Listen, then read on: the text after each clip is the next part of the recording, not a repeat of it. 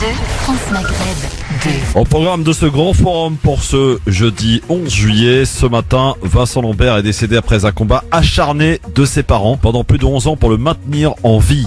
Cette affaire doit-elle rouvrir le débat sur la fin de vie? On en parle dans un instant avec Céline Bory, journaliste, avec Philippe Boriachi et avec nos invités aussi, le sénateur du Val d'Oise, Rachid Temal, qui est auteur d'un amendement sur la fin de vie. Il sera avec nous dans quelques instants, et maître Besma Maghrebi pour nous parler du volet judiciaire qui a été extrêmement important dans cette affaire, puisque tout a démarré en 2013 lorsque les médecins avaient décidé de l'arrêt des médicaments sans en avoir informé au préalable les parents, ce qui avait donc déclenché une action judiciaire. On y reviendra dans un instant et en détail avec Mehdi Chebaiki ici, qui sera de la partie, notre Lyonnais. Et puis évidemment, c'est grand jour pour tous les supporters algériens mais tunisiens aussi. C'est le grand match à partir de 18h, Algérie-Côte d'Ivoire, à 21h, Tunisie-Madagascar. On en reparlera en détail dans le journal de la CAN. Et tout de suite, on encourage et les Verts et les Aigles de Carthage. Merci d'être avec nous en direct sur votre radio en ce jeudi 11 juillet. Soyez les bienvenus à l'écoute de votre radio, le grand forum France Maghreb 2, avec un programme qui s'avère un peu bousculé au vu de l'actualité et une belle brochette pour en parler avec nous. D'abord, c'est sa première aujourd'hui, Céline Bory, un journaliste indépendante. Bonjour Céline, bienvenue. Bonjour à tous, merci de m'avoir invité. Avec grand plaisir Céline Bory. Donc juste une brève présentation, tu es journaliste indépendante, c'est ça? C'est ça, tout à fait. On peut avoir une petite idée de ton parcours? Écoute, moi c'était une reconversion parce que j'ai pas toujours été journaliste. Oui. Loin de là, et puis un jour je me suis dit qu'il fallait peut-être faire ce que j'aime dans la vie, donc j'ai repris les études, j'ai fait une école de journalisme et ça fait un peu plus d'1 an que j'ai obtenu mon diplôme et que je suis là-dedans. Bon, bienvenue dans ce monde cruel du journalisme. Merci. Ma chère Céline, en tout cas. Et en tout cas, comme quoi il est jamais trop tard, hein? Tout à fait. C'est ce qu'il faut retenir. Exactement. Boriachi, comment ça va Philippe? Écoute, il va très bien. Il est ouvert mon micro? Non, mais qu'est-ce qui se passe? Je sais pas. Ah voilà. Ah bah voilà. Il y a les petits plaisantins qui appuient sur les boutons. Ouais, c'est ça, c'est parce que c'est à cause du match de ce soir. Ah oui, on en parlera tout à l'heure, calme-toi. Philippe Boriachi, toujours notre écolo du groupe, ouais, futur maire d'Orly, tout ça quoi. Inch'Allah. Et puis il fallait bien un cheminot quand même, parce que la vie sans cheminot, franchement c'est pas pareil. Mehdi Chebaiki, notre Lyonnais. Salut Mehdi. Salut à tous. Comment ça va Mehdi? Ça va très bien et vous? Oui, très très bien, mon cher Mehdi. Bon, alors, le programme, on y va direct parce qu'on est, on va devoir discuter sur pas mal de chapitres sur cette affaire Vincent Lambert. On a appris donc sa mort après un combat acharné de ses parents pendant plus de 11 ans pour le maintenir en vie. Cette affaire doit-elle réouvrir le débat sur la fin de vie? C'est la question que l'on vous pose aujourd'hui. J'ai même pas regardé les résultats, Philippe, je compte sur toi. Sur Twitter, le grand forum FM2, sur Facebook, France Maghreb 2. Avant de vous retracer un petit peu cette affaire, on va en parler, sachez, avec le sénateur, normalement tout à l'heure, Rachid Temal, qui est sénateur du Val d'Oise et qui est l'auteur d'un amendement sur la fin de vie. On en parlera aussi dans quelques minutes avec maître Besma Maghrebi pour l'aspect et le volet judiciaire qui a été très important dans cette affaire. Alors, Céline, d'abord, dans un premier temps, est-ce que cette affaire, en tout cas d'aujourd'hui, qui prend fin, l'affaire Vincent Lambert et ses différents volets juridiques que l'on a connus, est-ce que ça doit permettre de réouvrir ce débat sur la fin de vie? Alors le débat de toute façon il doit avoir lieu parce que c'est une question de société. Rouvrir le débat, je pense que c'est un débat qu'il faut de toute façon pas fermer. Après, à voir s'il faut légiférer par rapport à la loi qui est déjà en place, la loi Leonetti. Ça, on va en discuter ensemble.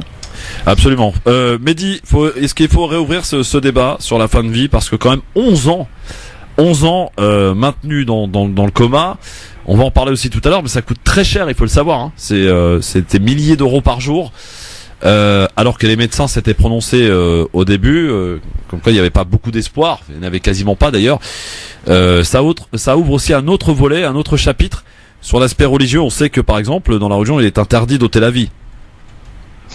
Ouais, ce qui coûte réellement très cher, c'est les homards à rugis, c'est les billets d'avion de la classe politique, certainement pas la vie des êtres humains. Donc je pense que le volet financier, si on ne l'élude pas immédiatement de ce débat, on risque d'aller vers de grandes déconvenues. Oui, alors ta première réaction, toi, au vu de cette affaire Vincent Lambert qui a pris fin ce matin, j'ai envie de dire, avec la mort à 8h24 précisément de Vincent Lambert. L'arrêt des médicaments avait été prononcé il y a 11 jours maintenant. On en parlera d'ailleurs avec Maître Maghrébi dans un instant, puisque c'est la Cour de cassation qui avait cassé le jugement de la Cour d'appel. Ça a été aussi un déchirement au sein même de cette famille entre l'épouse de Vincent Lambert, qui était elle et qui s'est prononcée pour l'arrêt des traitements, pour en finir, dit-elle, et les parents de Vincent Lambert qui, eux, ont toujours essayé de maintenir cet espoir, et on peut le comprendre en tant que parent en tout cas, qu'il peut y avoir de toute façon un espoir, et qui ont eu des mots très durs ce matin. Ils ont parlé de crime d'État. Mehdi. Là, on est sur une question qui touche un peu chacun. Je veux pas parler du volet juridique parce que je le connais pas. Oui. Et à la rigueur, ni même de l'affaire exacte de la famille Lambert, mais de ce qu'on appelle pudiquement l'euthanasie, qui pour moi, tu sais que je suis assez franc généralement, pour moi c'est un droit de mettre à mort. Voilà, il faut appeler les choses telles qu'elles sont. L'euthanasie, c'est un terme peut-être technique ou médical qui s'appliquait autrefois à des chiens, à des chats, à des chevaux. Aujourd'hui, on veut l'appliquer à des êtres humains. Au-delà du drame familial humain, c'est pareil, je veux pas rentrer dans ce qui est dans ce qui relève du drame familial parce que on ne prend pas des décisions qui engagent une société sur la base de drames familiaux. On prend des décisions qui engagent des sociétés sur la base de l'avenir de la société qu'on veut. Voilà. Et pour moi, il y a des degrés dans la souffrance humaine. Il y a des questions à se poser sur les soins palliatifs, notamment l'accompagnement vers la mort plutôt que la mise à mort. Il y a tout ce genre de questions qui sont à se poser, qui font que voilà, au vu de moi, ce que je pense, je vais pas donner mon avis sur le cas Lambert. Je suis pas touché personnellement. Moi, je parle vraiment de projet de société. C'est très compliqué, très compliqué. Tout. Bah oui, très compliqué. C'est pour ça qu'on en parle aujourd'hui d'ailleurs. Avant d'accueillir Maître Maghrébi et Mehdi le rappelait, il ne souhaite pas se prononcer sur le volet judiciaire parce que, bah évidemment, il est assez complexe et compliqué. On va tenter de le comprendre en tout cas avec Maître Maghrébi dans un instant. Philippe, ta première réaction au vu de cette affaire Vincent Lambert qui a pris fin ce matin? Ben écoute, j'ai une pensée bien évidemment pour toute la famille, y compris les parents. Qui a été déchiré dans cette affaire. Mais terrible, horrible, 11 ans de souffrance, mais pour tout le monde. Il y a des membres de la famille de Vincent Lambert qui ont pris fait et cause pour sa femme. Il faut savoir que certains disent qu'il voulait partir avec dignement, et ses parents disaient l'inverse. Donc c'est hyper compliqué de pouvoir juger. Pardon, excuse-moi Philippe, pardon. Juste, je te reprends sur le terme de partir dignement. Parce que j'entends souvent cette expression, qu'est-ce que c'est pour toi que partir dignement? Bah, tout simplement, j'en parle avec facilité, parce que moi j'ai accompagné mon père et ma mère qui sont partis dans mes bras, merci infiniment, qui voulaient partir. Alors ce mot dignement, c'est ne faites pas de moi un objet ou un légume. Je veux partir pas en pleine forme, mais évidemment lorsque tu as le crabe et que tu es en phase terminale et que les médecins te donnent 3 mois maximum, et ils se sont pas trompés pour les deux cas, avec quasiment 12 ans d'intervalle entre les deux.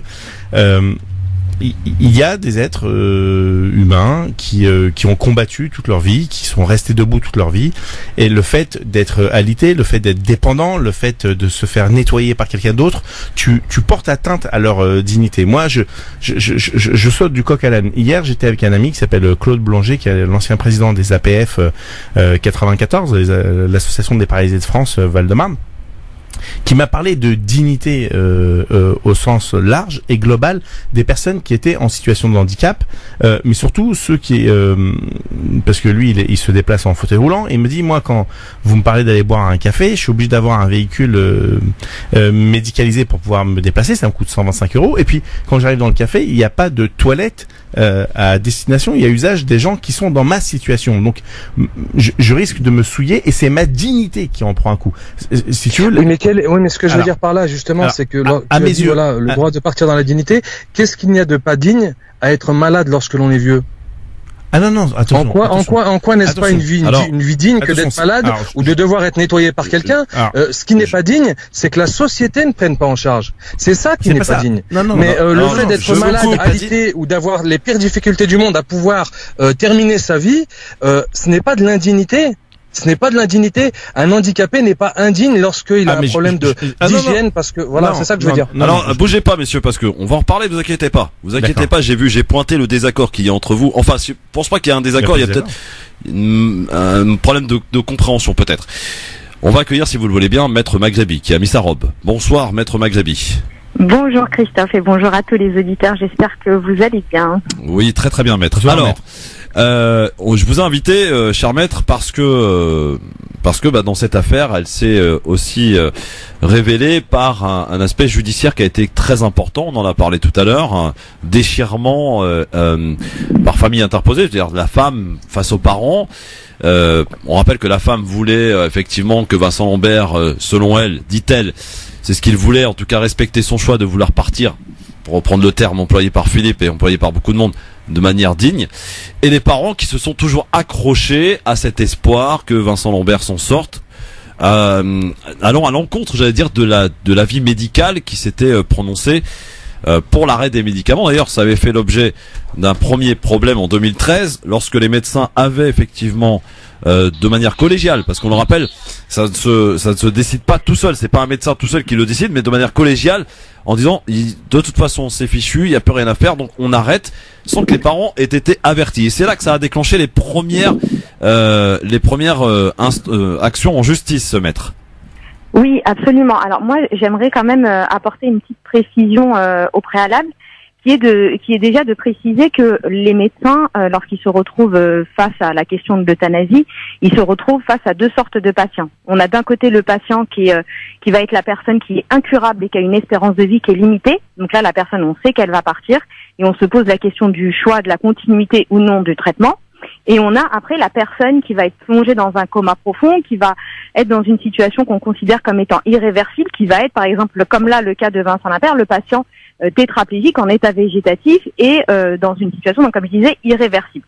Donc là, il faut bien faire la distinction entre ces deux patients-là. Et là où on a une difficulté, c'est que Vincent Lambert, on ne le considérait pas comme étant en fin de vie, c'est-à-dire que son espérance de vie n'était pas limitée. C'est une personne qui était viable, qui vivait et qui pouvait encore vivre. Et donc là, ils se sont posé la question de l'arrêt des soins. Parce que cette personne est dans un état jugé qui est irréversible, elle est tétraplégique, elle est dans un état végétatif, est-ce que nous, médecins, on est en droit de pouvoir arrêter les traitements et donc mettre fin à sa vie?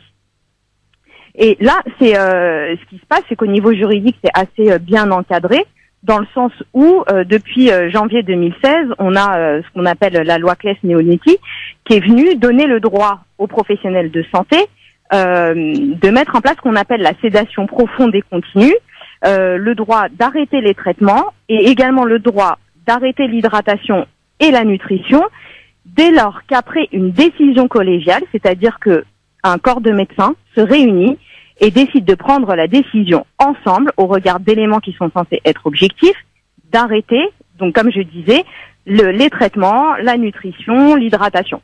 Et ça, cette décision collégiale, normalement, elle doit être prise après avoir consulté ce qu'on appelle la personne de confiance, et s'il n'y a pas de personne de confiance, après avoir consulté les membres de la famille.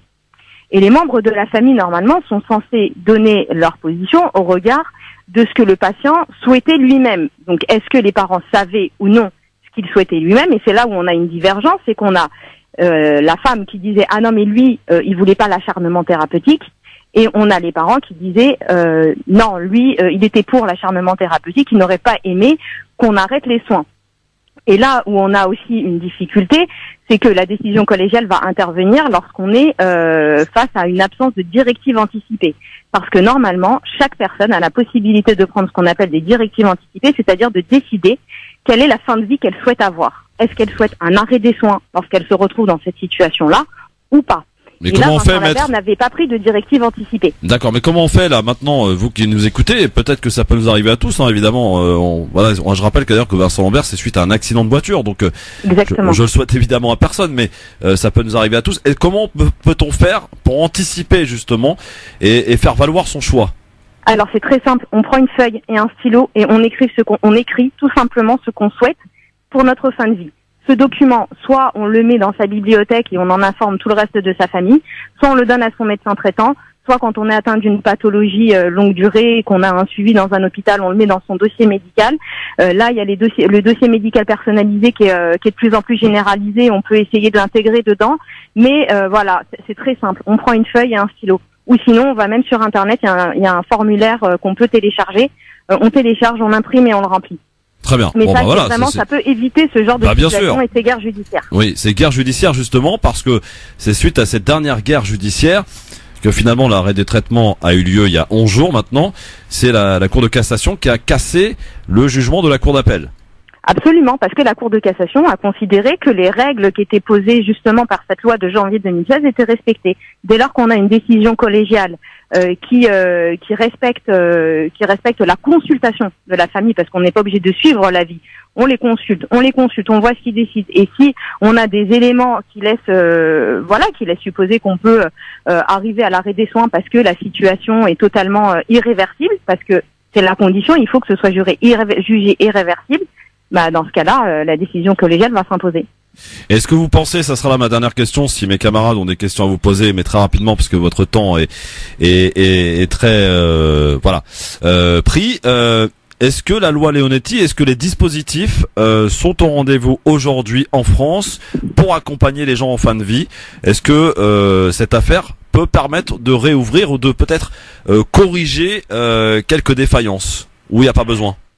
Alors, tout dépend de ce qu'on souhaite en réalité, parce qu'en France, on a ce qu'on appelle le droit à l'euthanasie passive et pas à l'euthanasie active. C'est-à-dire qu'on ne peut pas aider une personne à mourir, on peut la laisser mourir. Donc, pour toutes les personnes qui sont partisanes du aider à mourir et la faire mourir, le dispositif n'est pas du tout adapté. Maintenant, pour toutes celles qui sont pour le laisser mourir, le dispositif est parfaitement adapté. D'accord. Je sais pas si vous avez une question, Philippe, Mehdi ou Céline à poser, profiter de la présence de Maître Maghrebi. C'est très clair. Oui, c'est très clair. Bah oui, Ouais. comme d'habitude, en même temps, Ouais. on a la meilleure avocate de France, vous êtes fous, quoi. Vraiment, merci Éclairci infiniment, sur le maître, sujet. de vos éclaircissements. Mais dans le cas où, maître, moi c'est là où c'est vraiment important pour la suite, où on se dit comme d'habitude, on va demain je vais faire le papier. Moi tout à l'heure, je suis en scooter, je suis pas à l'abri d'un accident. Et j'ai omis de le dire à toute ma famille, mais je l'ai dit uniquement à une seule personne, celle avec qui je suis marié légalement, ma femme. Et on se retrouve dans le même cas, finalement. Dans le même cas. Ouais. La parole de qui prévaut Bonne question, Boriaki. qui est le tuteur légal de quelqu'un qui est malheureusement dans cet état, maître? Le tuteur, c'est la personne de confiance, même si j'aime pas le mot tuteur parce que juridiquement, il est lourd de sens. C'est la personne de confiance. On doit tous désigner une personne de confiance. La personne de confiance, c'est celle qui va être consultée en priorité par l'équipe médicale lorsqu'on se retrouve dans ce genre de situation. Si on n'en a pas, c'est qu'il n'y a pas de tuteur, pour reprendre l'expression qui a été utilisée, et c'est la décision collégiale qui va s'imposer. Non mais ça veut dire que si j'ai omis aussi de désigner une personne de confiance. Pas de personne de confiance, pas de directive anticipée, c'est le corps médical qui décide après avoir pris l'avis de la famille. Famille. Non mais d'accord, mais pour aller en profondeur dans la question de Philippe qui est intéressante, je suis marié, j'ai des parents. Alhamdoulilah. Il n'y a pas d'ordre de priorité. Il n'y a pas entre d'ordre de l'épouse priorité, et les voilà. parents. D'accord. Si c'est ça la question. D'accord. Donc c'est pour ça qu'on a eu à voir ce On a spectacle. eu conflit parce qu'on a eu une opposition entre la position de Madame Lambert, et disaient les parents. Voilà. Et aucun des deux ne prime.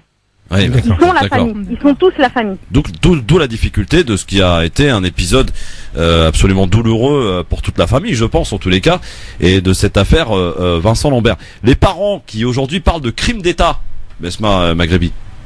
Ils parlent de crime d'État parce qu'ils considèrent que l'État a laissé mourir. L'a laissé mourir. Ouais. Mais le problème, c'est que juridiquement, ils ont... là, après, j'ai pas de précision en ce qui concerne les éléments du dossier médical de Vincent Lambert, mais là, au regard en tout cas des éléments qui sont sortis, ils ont suivi la procédure telle qu'elle est précisée par la loi de janvier 2016. D'accord, la fameuse loi Leonetti. Exactement. Très bien. Bon, bah je pense qu'on a été complet. En tout cas, merci beaucoup, Maître Maghrebi, Merci, d'avoir Maître. nous avoir accordé quelques minutes de votre temps extrêmement précieux. Merci. Avec plaisir. Et à chaque fois, comme d'habitude, évidemment, c'est du précis, comme on aime. Merci beaucoup, Maître Maghrebi. À très bientôt. Merci à vous. Au revoir. Au revoir. Bon, alors voilà, là on a réglé, en tout cas, entre parenthèses, ce volet judiciaire qui quand même été l'élément, c'est-à-dire déclencheur d'une surmédiatisation de cette affaire, parce que rappelons-le quand même, Céline, des Vincent Lambert, il y en a plein. Tout à fait. Alors c'est vrai que Vincent Lambert, c'est l'affaire médiatique depuis 11 ans. On a bien vu le déchirement entre la famille. Je ne prendrai pas parti entre les deux côtés parce que je pense que c'est très douloureux, que ce soit pour le côté des parents, ou pour l'épouse de Vincent Lambert. En revanche, peut-être que cette douloureuse expérience va pouvoir faire avancer les choses et au moins elle mérite de faire qu'on en parle. Parce qu'aujourd'hui, cette affaire, on va peut-être se poser la question en rentrant chez nous, en rentrant auprès de nos familles, de se dire, tiens, je vais peut-être désigner une personne de confiance parce qu'on n'est pas à l'abri demain. Tu vas le faire, Céline? Je vais en parler en tout cas avec mon conjoint, ouais. Ouais. Philippe, tu vas le faire? Mais moi, je l'ai fait publiquement à la radio. J'ai dit que. Non, mais ça compte pas. Ça, il faut un papier signé, mon vieux. Ah non, mais attends. Si sur France Maghreb ça compte pas, je sais pas ce qu'on peut faire là. Mehdi, mais ça t'intéresse cette histoire là de faire de désigner quelqu'un de confiance au cas où, évidemment, on te le souhaite pas. Ça t'arrive? Ah mais clairement, ça c'est des choses dont je parle de manière assez aisée. C'est pas un sujet qui me dérange en soi. Le sujet de la mort, pour moi, c'est un sujet qu'il faut aborder justement quand on est vivant, que ce soit pour le testament, pour ses dernières volontés ou pour ce qu'on veut pour sa famille aussi après. On peut aussi donner des consignes générales, les dernières volontés du condamné, comme on dit. Mais non, ça j'en ai déjà parlé au sein avec mon épouse notamment. Voilà. Bon, d'accord. On a bien compris que ça sera Madame Chebaïki. Comment? On a bien compris que ça sera Madame Chebaïki qui va commander tout cela. Si elle reste la dernière, oui. Ouais, bien sûr, évidemment. Et vice versa. Ça, c'est la condition au préalable, bien entendu. Bon, mais c'est vrai que ça interroge vraiment sur la société. Je veux dire, il y a des grosses questions au-delà de la question médicale et individuelle. Il y a quand même des grosses questions philosophiques, métaphysiques qui ont derrière des questions de société qui interrogent. Exact. Ça nous ramène à l'eugénisme, tout ça. Ça nous ramène à il y a d'autres questions. Il y a pas simplement l'affaire Humbert. Il y a les années qui arrivent et vers quoi on veut se diriger. Alors je sais pas si on va aborder le sujet ou si on veut rester que sur le volet judiciaire. Non, le volet judiciaire, ça y est, on l'a exploré avec quelqu'un spécialiste, Maître Maghrebi. Nous après, on n'y connaît rien. Après, c'est pas notre domaine. Nous, on va s'interroger sur tous ces questionnements. Mais j'ai envie de vous mettre d'accord dans un instant entre Bouriaki et toi sur la fin de vie, parce que vous n'avez pas l'air d'être d'accord sur la dignité. Alors, non, attendez, juste après la pub, pour un peu de teasing, les gars. Ah ouais. Dans un instant, Bouriaki, Chebaïki vont se mettre d'accord sur France Maghreb 2. Évidemment. C'est évidemment là que ça se passe. Un avis tranché aussi à suivre de Philippe Bouriaki sur un autre sujet tout aussi grave qu'on a abordé d'ailleurs la semaine dernière, c'est la violence faite aux femmes. Moi j'ai envie de dire la violence faite aux femmes et aux hommes, parce qu'on a tendance à les oublier. Ils sont quand même présents, les hommes, n'est-ce pas, Mehdi? La violence faite aux individus. Voilà, en général. Mais toi, t'as évidemment, parce que évidemment les chiffres sont là, ils sont absolument ahurissants. C'était 124 femmes tuées en 2018, c'est ça, hein? 130, voilà. Et on en est déjà, je crois, à 73 ou 74. 75 femmes tuées, on est qu'au mois de juillet. C'est hallucinant. À tout de suite sur France Maghreb 2. Et Céline, nous a réservé aussi un petit avis tranché. Toi, tu vas nous emmener à Avignon. C'est ça. Et apparemment, il s'est passé quelque chose encore de dramatique dans ce beau pays qu'est la France. C'est le festival. C'était justement à l'occasion du festival que j'ai une amie qui est partie en groupe à Avignon. Ouais. Donc une amie ivrienne et qui ont eu la douloureuse surprise en fait de cette fête jetée d'une terrasse de café. Mais pourquoi? Laisse pas deviner. Elle portait un voile. T'es super fort, Christophe. En même temps, on est en France, y a pas besoin de deviner. En même temps, c'était pas très compliqué. Bon, on en reparlera dans un instant, donc avec l'avis tranché, le journal de la CAN, et on parlera un peu de foot, mon Mehdi, parce qu'il y a un gros match à 18h. Il y a un gros match. Ah oui. Faut finir à l'heure, hein. On a intérêt. Et puis il y a un petit quiz, des petites questions. Itachi, il a failli perdre son titre hier. Il a été menacé, notre centriste, par Farid Tabsamani. Sa réputation est très surfaite, hein. Non mais moi je demande toujours le replay. Il y a des choses bizarres qui se passent avec Christophe et Abdesadem. Voilà. Tu remets en cause. Non, je remets pas en cause, mais je veux le VAR. La pub t'a sauvé, à tout de suite. On est dans le grand forum sur France Maghreb 2 avec aujourd'hui pour m'accompagner Céline Bory, journaliste indépendante, Philippe Bouriaki, notre écolo, candidat à la mairie d'Evry, et Orly, pardon. Pardon, excuse-moi. Problème comme ça. Oui, ça va. Et Mehdi Chebaïki, cheminot, avec nous sur France Maghreb 2, notre chroniqueur de Lyon, avant de reparler en détail, parce que c'est vrai que ça a suscité aussi des débats en antenne et des débats extrêmement intéressants en vue de cette affaire qui a pris fin ce matin, l'affaire Vincent Lambert, qui a duré 11 ans. Il est décédé effectivement à 8h24 après l'arrêt des soins prononcé il y a 11 jours suite à une décision de justice. C'est la Cour de cassation qui a cassé le jugement de la Cour d'appel. Pour en parler avec quelqu'un qui connaît bien le sujet, puisqu'il est, je crois, auteur d'un amendement sur la fin de vie au Sénat. Il est sénateur. C'est Monsieur le sénateur Rachid Temal qui est avec nous. Bonsoir, Monsieur le sénateur. Bonsoir. Bonsoir et bienvenue sur France Maghreb 2. Première réaction au vu de cette affaire, effectivement on en parlait tout à l'heure sur le volet juridique avec maître Besma Maghrebi, notre avocate, qui nous a expliqué et exploré en tout cas que la loi Leonetti répondait, en tout cas pour une partie de la loi, elle répondait en tout cas à toutes ces attentes.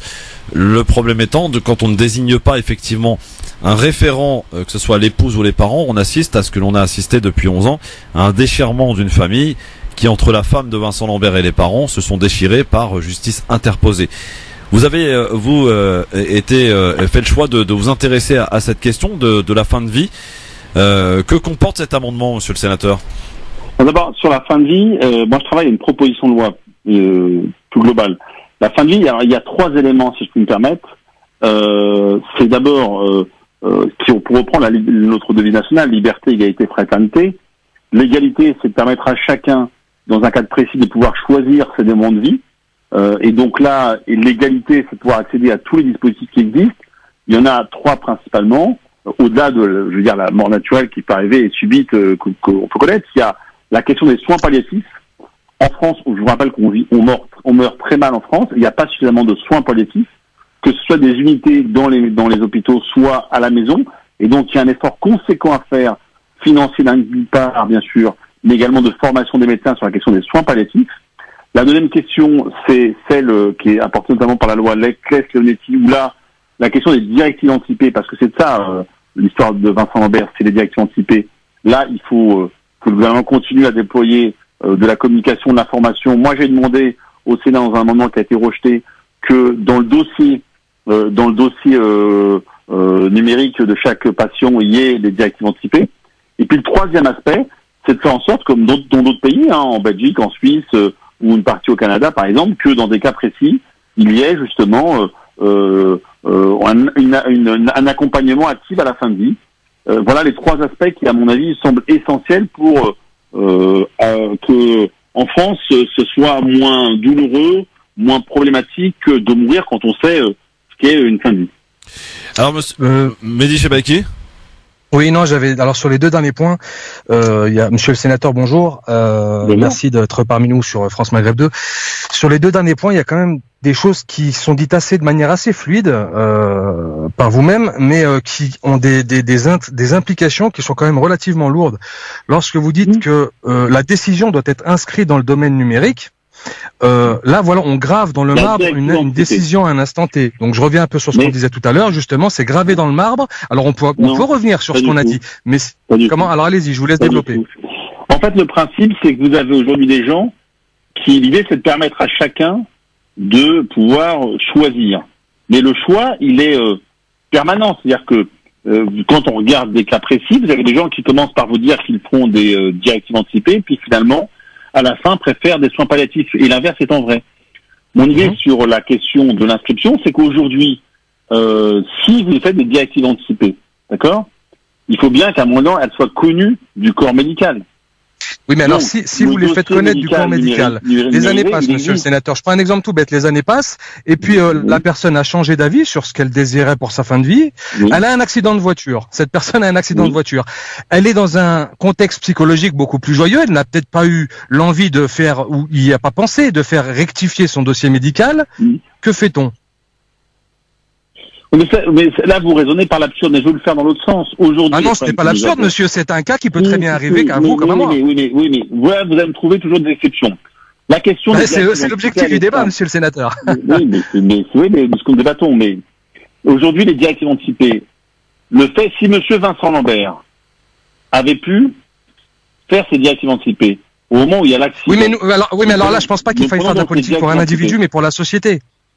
Comment? Le cas précis de monsieur Vincent Lambert, là on parle du cas précis de monsieur Vincent Lambert, mais là n'est pas la question. La question c'est vraiment sur la société en règle générale et pas simplement le cas de monsieur Vincent Lambert. La société, c'est de permettre aux individus de choisir, monsieur. Moi, je suis pour ce que vous dites sur les éléments de liberté. À un instant T, et donc de faire porter la responsabilité de leur choix toute leur vie s'ils ne pensent pas à revenir en arrière. C'est ce que... Oui, d'accord. Et alors, quelle est votre suite, monsieur? Qu'est-ce que vous voulez démontrer? je ne veux rien démontrer. Je veux simplement montrer qu'il y a une seule chose qui ne me convient pas à titre personnel. Je peux me tromper, mais c'est mon avis. C'est que on inscrit une décision dans le marbre que l'individu peut-être ne va pas songer à changer, n'aura peut-être pas le temps de changer. On parle de choses qui touchent à la psychologie, à l'âme humaine. Et une année, on peut être dans un état d'esprit, une année suivante, on peut ne pas y être. Alors, monsieur le sénateur. Sauf que excusez-moi, pensez à sa fin de vie. Je ne sais pas si vous avez déjà vu le dossier pour faire les directives anticipées. C'est un peu plus, c'est pas on clique et on sait pas, on fait un clic et c'est fini. Il y a un certain nombre de cas, de situations, il y a une crainte de réflexion. Donc aujourd'hui, je veux dire par là, aujourd'hui en France, les 3 options que moi je plaide ne sont pas données à chaque Français. Bon, moi je souhaite que les 3 options soient données à chaque Français. Oui, c'est ça que je propose. Alors, concrètement, les soins palliatifs, parce qu'aujourd'hui il n'y a pas assez en France. Par exemple, dans les Outre-mer, il n'y a aucune unité de soins palliatifs. Ah oui. En France métropolitaine, ce sont sur les grandes métropoles. Donc, il n'y a pas de soins palliatifs à ce niveau-là. Ça, c'est le premier point. Deuxième point, faire que les directives anticipées soient mieux connues, mieux organisées et qu'elles soient possibles. Ouais. Et 3e élément, pour celles et ceux qui souhaitent avoir une fin active, sous contrôle médical, bien évidemment, mais qu'elles leur appartiennent, qu'elles puissent être faites. Vous voyez, moi, je propose déjà de commencer par le principe. Est-ce que, monsieur, oui ou non, vous êtes d'accord pour que chaque Français puisse choisir parmi ces 3 options? Encore faut-il, comme je l'ai dit, qu'elles soient possibles. Et moi, mon objectif, c'est de les rendre possibles. Oui, c'est ça ma démarche. Vos propositions au Sénat ont été rejetées, monsieur le sénateur? Non, comme je vous l'ai dit, c'est que sur un élément, le dossier, le numérique, c'est un petit bout numérique parce que c'est dans la loi sur la santé. Ouais. Et là, je prépare une proposition de loi qui sera proposée aux sénateurs. On est en train de travailler ça avec le groupe socialiste, avec un certain nombre d'associations que j'ai vues, que je consulte, pour justement faire cette proposition de loi, qui est ce débat. Je crois que maintenant, il faut que dans la société française, nous ayons ce débat-là, très sereinement. J'entends bien et je connais bien les arguments notamment liés aux faits religieux, de toutes les grandes religions, je connais ça. Et moi, je mais ça c'est annexe, on est vraiment pas sur le religieux, on est sur la construction d'une société. Non mais il te dit qu'il entend. C'est ça que je viens de dire, monsieur. Non mais si vous, à chaque fois je vous dis un mot et vous le transformez, on va pas y arriver, monsieur. Le débat, vous entendez ce que je vous dis. Mais si à chaque fois que vous dites quelque chose, monsieur le sénateur, et que je n'ai pas le droit de simplement dominer mon avis contradictoire, en effet, nous n'allons pas y arriver. Et je pense que le débat français, à un moment donné, comme il y a le décalage de la discussion, parce qu'on est 3 à parler au même moment, si vous permettez, si on se coupe les uns les autres, moi j'ai du mal à ne pas entendre les 2 autres. Je vous dis simplement que c'est une conception de la société française. Est-ce qu'elle est prête à voir les 3 briques, j'allais dire, ou les 3 aspects de la fin de vie? Je pense que oui. Et que la question que je pose, c'est maintenant, est-ce qu'on peut effectivement légiférer pour que tout ça soit dans un cadre légal et que nous améliorons les derniers moments de vie de chacun de nos concitoyens? Je pense que ça vaut le coup d'avoir un vrai débat. Monsieur le sénateur, en l'occurrence, vous parlez de légiférer. Donc, quel est l'intérêt du débat si il y aura, on légifère là-dessus, si c'est acté qu'on va légiférer là-dessus? Non, mais il y a pas. Il y a une possibilité. Pour qu'il y ait un vote, il faut qu'il y ait un débat, monsieur. Monsieur le sénateur. Alors, bien entendu. Vous parlez d'un débat à l'Assemblée et au Sénat. Pas d'un débat absolu. Moi, je suis pour. Alors, je vais jusqu'au bout, si vous le permettez.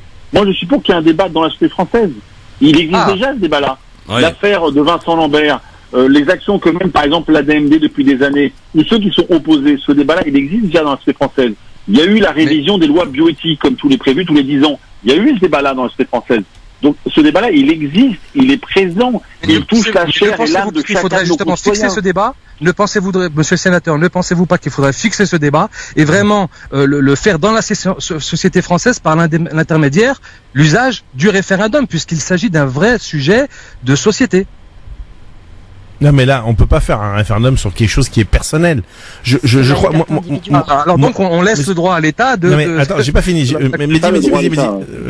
Monsieur le sénateur, moi je rejoins complètement votre proposition parce que elle permet à chaque individu. J'entends ce que dit Mehdi. Si on change d'avis en cours de route, mais c'est valable dans les deux sens. Si on était opposé et puis qu'on change d'avis et puis qu'on a eu un accident, comment on fait? Donc on peut se poser cette question en boucle et c'est le chien qui se mord la queue. La proposition que fait Monsieur le sénateur laisse le chien tranquille. Pardon, excuse-moi. Dans une question en cas d'erreur, il y a la vie au bout, et en cas d'erreur ou d'oubli, il y a la mort au bout. Donc, on peut pas tout à fait mettre les choses sur la tête d'égalité. Mais non. Là vraiment, Mehdi, tu joues sur l'émotion et sur l'affect. Et c'est pas possible. Après que les gens ne soient pas d'accord avec moi, chacun a le droit. Mais qu'on ne me dise pas que je joue sur l'émotion. Qu'on donne la possibilité. Monsieur le sénateur fait la proposition suivante. Qu'on donne la possibilité à tout à chacun d'exprimer un choix ou de ne pas l'exprimer. C'est ça. C'est bien ça dont il s'agit, monsieur le sénateur, hein. C'est ça, bien sûr. Je crois qu'il faut, sur sa mort. Mais sur sa propre mort, on a quand même libre aussi d'avoir sa propre opinion sur sa vie. C'est pas une histoire de liberté. Là, on doit se positionner, on doit prendre position. Mais non, ce n'est pas une obligation. C'est une possibilité. On offre à tout à chacun une possibilité. Monsieur l'avocat. En fait, vous pouvez très bien rien décider. Il n'est pas avocat, monsieur le sénateur. Ah, pardon, excusez-moi, monsieur le chroniqueur. Oui. Vous pouvez décider de ne rien décider. En fait, le principe, c'est la liberté. Vous pouvez décider de rester comme vous êtes aujourd'hui. Moi, je vais vous prendre mon exemple. Alors, comme ça, on va aller un peu plus loin. Moi, j'ai eu à une époque une tumeur. Ouais, comme ça, je vous le dis. Ouais. J'ai pensé à ces questions-là. Et j'ai pensé à, effectivement, s'il m'arrivait telle ou telle chose, d'avoir telle attitude. C'est mon choix le plus intime. Et ce choix-là, je ne l'impose à personne d'autre. Par contre, aujourd'hui, la loi française ne me permet pas de l'avoir. Et qu'aujourd'hui, si je vais même beaucoup plus loin dans le débat, vous savez qu'aujourd'hui en France, l'euthanasie ou l'aide à mourir existe déjà, mais sous le manteau. Ou alors des gens prennent 10 000 € pour pouvoir aller faire cela en Suisse ou en Belgique. Où est-ce qu'est la réalité française? Moi, je souhaite la transparence, l'honnêteté et la liberté pour chacun. Céline Bory. Bonjour monsieur le député. Monsieur le sénateur. Monsieur le sénateur, pardon. Pas encore député, hein, ça ne saurait tarder peut-être. Pardon. Non, c'est très bien, moi je préfère être... oui, c'est une bonne maison, c'est là, hein, c'est vrai. C'est réputé. C'est pas que c'est une bonne maison, c'est que j'essaie de faire le travail. Non, mais j'entends bien, mais pour joindre l'utile à l'agréable en même temps. Je suis assez d'accord avec vous sur le fait de laisser la possibilité à tout à chacun de choisir et de, en tout cas, de donner son avis ou pas, mais d'avoir la possibilité, de le faire, la possibilité de donner son avis sur sa fin de vie. On en parlait d'ailleurs tout à l'heure en off. Est-ce qu'on peut envisager que des médecins, en tout cas le médecin traitant ou la personne qui vous suive, aborde le sujet auprès des patients et préparer son patient prépare son patient à cette éventualité. En tout cas, lui laisse le choix d'en parler et de prendre une décision et de la faire réflexion. De la sensibilisation. Voilà, de le sensibiliser et d'amener la réflexion sur le sujet. Monsieur le sénateur. D'abord, rien n'interdit, je crois que c'est déjà. Par contre, ce qui est clair, c'est que pour les médecins, j'entends leur point de vue. Il y a deux choses chez les médecins. D'abord, eux, ils considèrent que le serment d'Hippocrate, c'est pour la vie. Donc, c'est un de leurs effets de vie. Deuxième élément, ils craignent parfois des problèmes judiciaires et juridiques quand ils réalisent l'aide active à mourir. Donc, il faut une loi pour les sécuriser d'une part, et aussi de leur dire que c'est vrai que dans la formation des médecins, la question des soins palliatifs ou de l'aide active à mourir nécessite un peu plus de renforcement. Vous voyez ça. Donc, c'est un dispositif qu'il faut plus global, donc à la fois améliorer la formation, donner les moyens, et qu'effectivement après les médecins puissent en parler avec leurs patients. Et dans les systèmes qui existent, je le rappelle, c'est que quand vous choisissez par exemple l'aide active à mourir dans d'autres pays, vous avez deux avis de médecins contradictoires, etc. C'est pas parce que parfois dans les débats on dit quelqu'un qui par exemple a un peu de mal au cœur, j'allais dire, ou va faire ça dans la caricature. Ce n'est pas ça.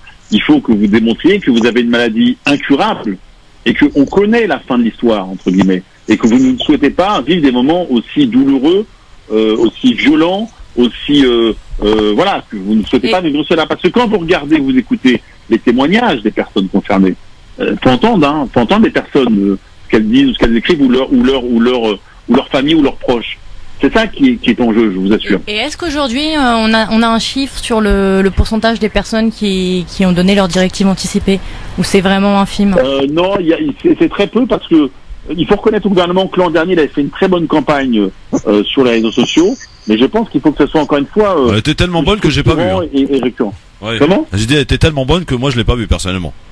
Oui, mais c'est pour ça qu'il voilà. faut que ce soit plus développé. C'est pour ça que j'évoquais tout à l'heure dans les 3 aspects la dimension de développement des directives anticipées qui est un des éléments essentiels du dispositif. En tout cas, on le voit ici et on en débat depuis tout à l'heure que c'est un sujet qui est vraiment pas facile et pas évident. Bien sûr. Et ce qu'on peut peut-être déplorer finalement au-delà de cette affaire Vincent Lambert, parce que des Vincent Lambert, il y en a plein.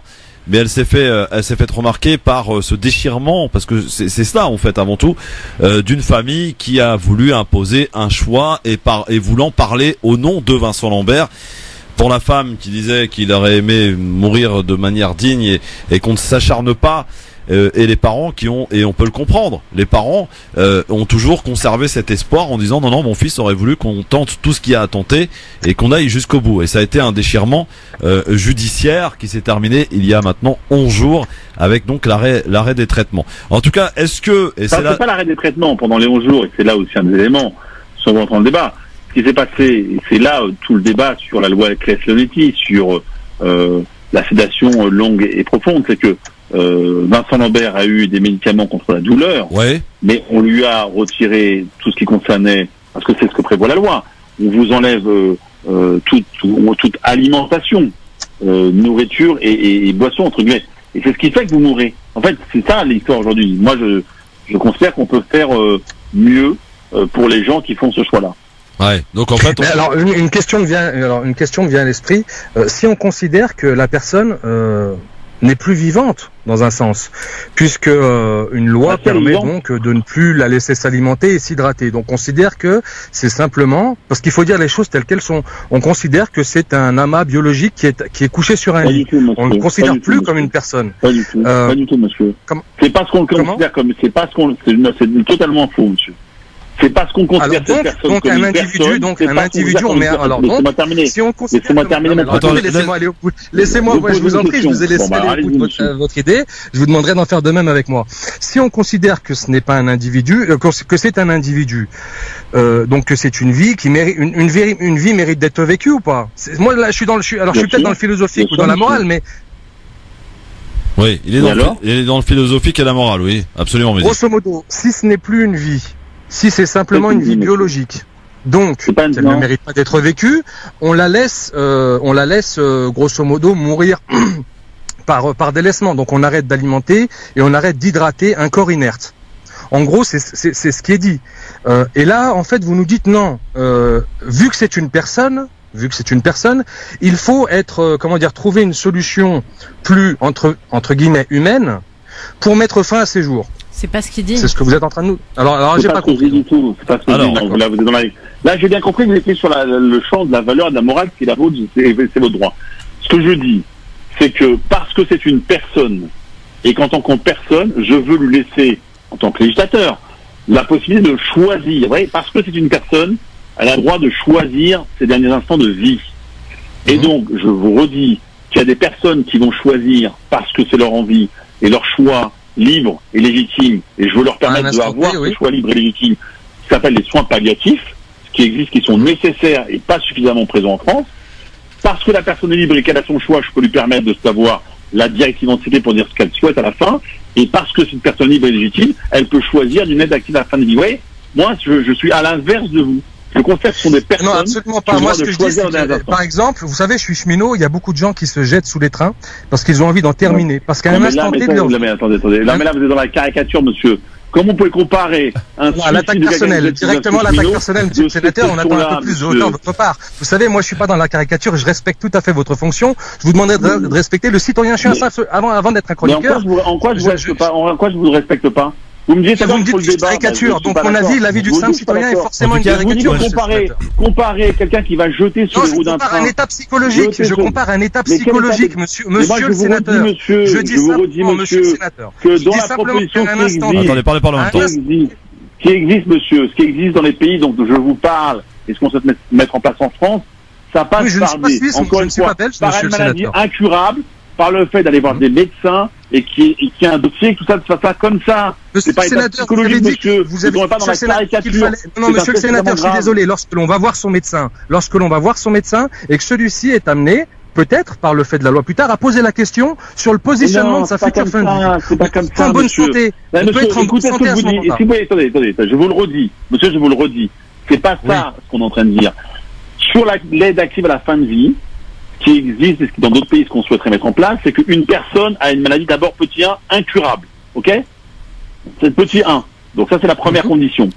Donc pas tout le monde, c'est pas un état psychologique, c'est une réalité. Ensuite, d'accord, donc une personne tétraplégique, c'est une maladie incurable. On est d'accord? Comment? Une personne tétraplégique, par exemple. Vous pouvez très bien décider que cette condition-là, vous ne l'estimez pas digne pour vous-même. C'est votre droit. Les gens estiment que c'est digne pour eux. Ils ont le droit. D'autres, bon. À partir de là, ils sont d'accord. Vous avez tout un processus qui va se mettre en place, un accompagnement psychologique, des médecins, plusieurs médecins, qui vont juger si c'est un état passager de votre avis ou si vous êtes déterminé. Et c'est qu'à l'issue de ce travail-là, monsieur, et encore une fois sous contrôle, que vous passez dans l'aide active à mourir. Vous voyez, on ne parle pas de la même chose. C'est pas ça que je veux vous dire. Non, ce sont les médecins qui valideront ou non. Ils le font de manière collégiale. Ils le font de manière collégiale. Rappelons-le, quand même, ce sont des médecins. Mais on voit avec que la vie, encore une fois, le point de départ, c'est l'individu. C'est l'homme ou la femme qui décide de son avenir, monsieur. En tout cas, c'est important. Aujourd'hui, on a compris. Pardon, Mehdi. On a juste compris aujourd'hui qu'il est important, en tout cas, si on a la mesure de le faire et on en a la possibilité de pouvoir faire son choix, de l'écrire sur un papier comme nous l'a recommandé Maître Maghrebi tout à l'heure, et de désigner une personne de confiance. Un site. Vous avez il y a un site aussi, oui, bien sûr. Servicepublic.fr, le site du gouvernement, où il y a le document, vous tapez sur Google ou je ne sais où, directive anticipée, vous avez un document totalement bien fait, qui vous permet de l'imprimer, de le remplir, et ces documents, vous avez tous les éléments sur la directive anticipée. Ça Monsieur le sénateur, le plus complet possible. Monsieur le sénateur sera là, ma dernière question, ça va être d'ailleurs la question qu'on pose aux auditrices et aux auditeurs aujourd'hui.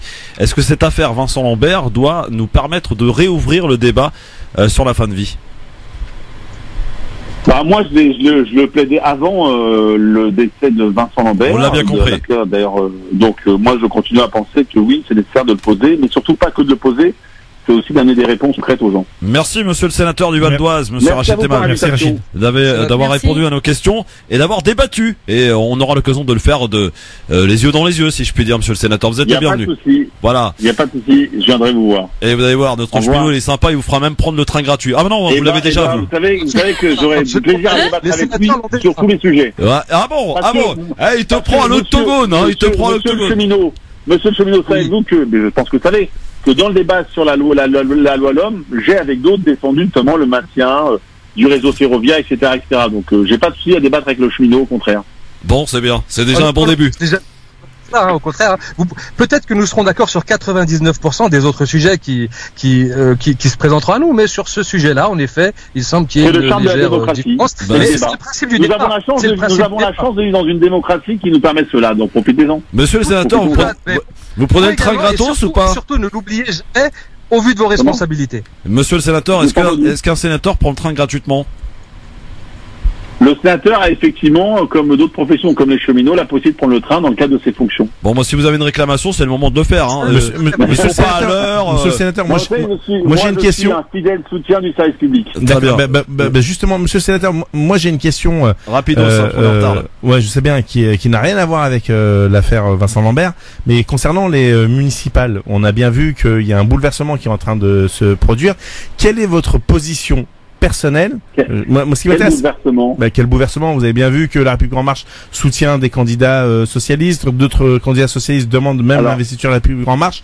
Quelle est votre position officielle à vous? Parce que Boris Faure, il vient de faire la girouette sur deux trois situations. On fait quoi? C'est pas Boris, c'est Olivier Faure. Olivier Faure. On les confond. Tenter de prénom, toi. C'est une grande famille. Et dire, il veut devenir futur maire, monsieur Bouriaki. Bon. Alors, votre positionnement, monsieur le sénateur. D'abord, première chose, il faut aussi dire la vérité à vos auditeurs. Merci. En France, il y a à peu près un peu plus de 35 000 communes. D'accord? Ouais. Au jour où je vous parle là, il y a eu 2 fois 19 et 1 fois 30, il y a eu à peu près une soixantaine, 60 décision de la République en marche sur les 35 000 communes. On est loin du bouleversement. Bon. Donc moi, je suis pour, encore une fois, faire en sorte que nos élus socialistes qui mènent un travail innovant, protecteur sur le terrain, soient réélus. Je souhaite qu'ils mènent, comme ils l'ont toujours fait, des listes ouvertes à toutes celles et tous ceux qui sont d'accord sur leur projet à eux municipal. Ouais. C'est ça la ligne qui me semble essentielle. Merci monsieur le sénateur en tout cas d'avoir répondu et d'avoir débattu avec nous sur ce sujet difficile et compliqué, d'où les divergences qui sont apparues en tout cas au cours de ce débat. Merci beaucoup monsieur le sénateur Rachid Temal. Merci. Sénateur du Val d'Oise d'avoir répondu à nos questions sur France Maghreb 2. Bon Mehdi, ça va? Il est prêt à te prendre un octogone apparemment. Hein. Non, je préférais simplement un studio avec des micros, mais moi je suis pas quelqu'un qui est méchant dans le débat. C'est simplement que lorsque j'ai un avis à exprimer, je demande à avoir le droit de l'exprimer simplement. Dans un instant, on change de sujet avec Bouriachi et son avis tranché sur la violence faite aux femmes. Le journal de la Cannes aussi à suivre. On parlera de ce qui s'est passé du côté d'Avignon avec l'avis tranché de Céline Bory. Restez bien avec nous, c'est le Grand Forum. Le Grand Forum, merci d'être avec nous sur France Maghreb 2 avec Céline Bory, qui est journaliste indépendante, avec Philippe Bouriaki, qui est candidat à la mairie de Orly. Mehdi Chebaiki, notre cheminot sur France Maghreb 2. Nous avons donc parlé en long et en large avec différents intervenants. Et Atir Abdestamitash dit que le sénateur Rachid Temal a fait preuve d'une langue de bois impeccable. Vous êtes d'accord? Non, mais non, il est. Attends. En même temps, débattre avec Mehdi, c'est pas facile. Comment ça, c'est pas facile? C'est pas facile. Attends, c'est un boxeur, c'est un bon boxeur. Et non, il a pas fait preuve de langue de bois. Faut arrêter. Sauf qu'effectivement, moi, je pense que cette loi va dans le bon sens. Et tu sais que, en général, je partage pas beaucoup d'opinions et d'avis avec les socialistes. Ouais, bon. T'es un boxeur, Mehdi, non? Non, absolument pas. Je suis simplement un citoyen qui donne son avis. Mais il y a juste une chose qui me dérange au plus profond, c'est la novlangue. C'est de pas appeler un chat, tu vois. Et lorsque l'on parle d'accompagnement, de fin de vie, tout ça, il faut dire les choses. C'est une personne qui va mourir et on va l'aider à mourir. Il faut utiliser les mots afin que les gens se rendent compte. Si on utilisait les vrais mots, le débat serait peut-être un peu plus ouvert et on saurait de quoi on parle. Parce que, bon, voilà, euthanasie, fin de vie, accompagnement, aide médicalisée, c'est bien joli tout ça. Mais c'est un peu comme, tu sais, pour la viande halal, lorsqu'on parle d'étourdissement. L'étourdissement, c'est un pistolet électrique qu'on met sur le cerveau de l'animal. Ou une électrocution, grosso modo. Voilà, donc on utilise des mots qui, à mon avis, ne décrivent pas la réalité. Et c'est ça qui biaise le débat. Mais hormis cela, chacun peut avoir son avis. Moi, je ne sais pas d'imposer le mien, on me le demande et je le donne. Et tu as raison, très bien. Bon, dans un instant, on va parler de la violence faite aux femmes avec un avis tranché de Philippe Bouriaki, d'une mauvaise expérience d'une amie à Céline Bory du côté d'Avignon à l'occasion du festival de théâtre d'Avignon. Et puis on parlera un peu de foot parce qu'on va commencer à monter en puissance là dans 32 minutes, le coup d'envoi à Suez de Algérie-Côte d'Ivoire pour une place en demi-finale. Tout reste ouvert, voici le journal de la Cannes pour l'heure sur France Maghreb 2. On commence avec le Sénégal qui s'est qualifié hier pour les demi-finales en battant le Bénin. Venu à bout des écureuils grâce à un but d'Idriss Ganagay à la 69e minute de jeu. Les Béninois ont donné du fil à retordre au Sénégalais. Il a fallu se montrer patient, comme l'explique le milieu de terrain Henri Cévé au micro de RFI. On l'a dit, depuis le début on le dit, aucun match ne va être facile. On est tombé contre un adversaire compliqué, le Bénin, qui même en phase de poule n'a pas perdu contre le Cameroun, n'a pas perdu contre le Ghana, a réussi à éliminer le Maroc. Donc on savait que ça allait être un match compliqué, on savait que ça allait prendre peut-être du temps, mais voilà, on s'est pas affolé, on avait une idée vraiment bien précise. Et vraiment aujourd'hui on est content du travail qu'on a fourni et le staff a vraiment bien travaillé pour mettre cette équipe en difficulté. Donc on est très content et on va savourer, voilà, on avance petit à petit. Qu'est-ce que ça vous fait de vous qualifier pour la demi-finale pour la première fois depuis 2006? Bon, on est très content, c'est une nouvelle génération qui est là, donc on va vraiment tout faire pour voilà, écrire notre propre histoire et on va travailler encore parce qu'il y a encore des choses à améliorer bien évidemment. Mais aujourd'hui vraiment on est très content. C'est la 3e fois de son histoire que le Sénégal atteint le dernier carré de la Coupe d'Afrique. En demi-finale, il affrontera le vainqueur de Madagascar-Tunisie. Les Malgaches vont tenter de poursuivre leur belle aventure. Ça ne sera pas simple face aux Aigles de Carthage qui sont favoris. Vous pourrez suivre d'ailleurs ce match en direct et en intégralité grâce avec RFI. Coup d'envoi à 21h au Caire. L'autre match du jour, c'est la belle affiche entre la Côte d'Ivoire et l'Algérie. Leur dernière confrontation remonte à la Cannes 2015. La Côte d'Ivoire s'était imposée 3-1. Mais cette année, les éléphants n'ont pas fait forte impression. Ils ont obtenu leur ticket pour les quarts de finale en battant le Mali contre le cours du jeu. Courte victoire à 1-0. Mais les Ivoiriens comptent sur leur force mentale pour battre l'Algérie et ainsi poursuivre l'aventure égyptienne. On écoute le milieu Franck Caissier au micro de RFI. Ça peut faire beaucoup de différence parce que déjà être fort mentalement, ça veut dire ne rien lâcher. pendant, je sais pas, jusqu'à la 120e minute ou la 96e. Donc je crois que ça déjà c'est déjà un atout parce que ça le groupe il a. Donc maintenant il faut essayer, comme je l'ai dit, il faut essayer de compenser avec plusieurs qualités, avec une variété de jeux en fait, pour pouvoir battre cette équipe de l'Algérie. T'as l'Algérie qui est un gros morceau, mais quand tu t'appelles la Côte d'Ivoire, t'as pas peur d'affronter n'importe quel adversaire. Donc ça va être un bon match, un bon derby s'il le faut. Et on va entamer le match comme on a l'habitude d'entamer les autres matchs. Un match dont les Algériens sont donc considérés comme favoris, mais Djabel Belmadi ne veut pas de ce statut. Le sélectionneur algérien préfère s'attacher à jouer le match comme son équipe sait le faire. Il considère que la Côte d'Ivoire a des atouts qui en font un adversaire très sérieux. Il n'y a pas de piège en particulier. Il y a une équipe en face de nous avec de la qualité, des individualités, une équipe qui a de l'expérience d'avoir déjà gagné cette CAN. On se regarde un petit peu le dernier match contre le Mali, c'était un match, surtout cette première mi-temps où ils ont été vraiment bousculés, mais ils n'ont pas cédé.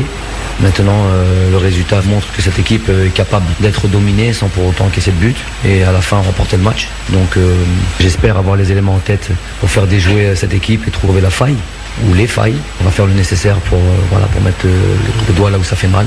Le seul piège qu'il n'y a pas à avoir, nous... on va tout faire pour être ultra concentré, ça on le saura, déterminé on le saura aussi. S'ils sont plus forts que nous et qui méritent de l'emporter, l'emporteront. En tout cas, la partie sera pas facile, ni pour l'un ni pour l'autre. Des propos recueillis par RFI. Côte d'Ivoire-Algérie, c'est le choc donc de ces quarts de finale. Coup d'envoi à 18h à Suez en Égypte. Et le vainqueur de ce match rencontrera en demi-finale le Nigeria qui s'est défait hier de l'Afrique du Sud. Les Nigeria déjà titrés 3 fois en Coupe d'Afrique. Hier, les Super Eagles ont ouvert le score grâce à Chukwueze avant la demi-heure de jeu. Ils ont ensuite concédé l'égalisation à 20 minutes de la fin. Une tête de Zumbu validée grâce à la VAR. Mais Trust Ekong, le défenseur nigérien, a libéré son équipe avant la fin du match. Après avoir manqué les 2 dernières éditions de la CAN, les Super Eagles poursuivent donc leur bon parcours cette année. Le Nigeria jouera sa demi-finale face au vainqueur du match entre la Côte d'Ivoire et l'Algérie. Ce sera dimanche au Caire, donc pas beaucoup de jours de repos en l'occurrence pour les Algériens ou les Ivoiriens, quel que soit le vainqueur aujourd'hui. À suivre en intégralité ces 2 matchs, Algérie-Côte d'Ivoire à 18h avec nos confrères et partenaires d'RFI et le match Tunisie-Madagascar à 21h également en intégralité. Tout cela mené de main et de maître par l'excellent Medjahed qui va vous emmener jusqu'au bout de la nuit avec, on l'espère, évidemment, les 2 victoires des équipes maghrébines, Algérie-Tunisie. France-Maghreb 2, France-Maghreb. Et la température monte, mes amis. On est à maintenant 25 minutes du coup d'envoi du match entre l'Algérie et la Côte d'Ivoire ce soir. Dans quelques minutes, bien entendu. Juste auparavant, et avant d'en parler, l'avis tranché de notre ami Philippe Boriachi pour parler de la violence faite aux femmes. 5, 4,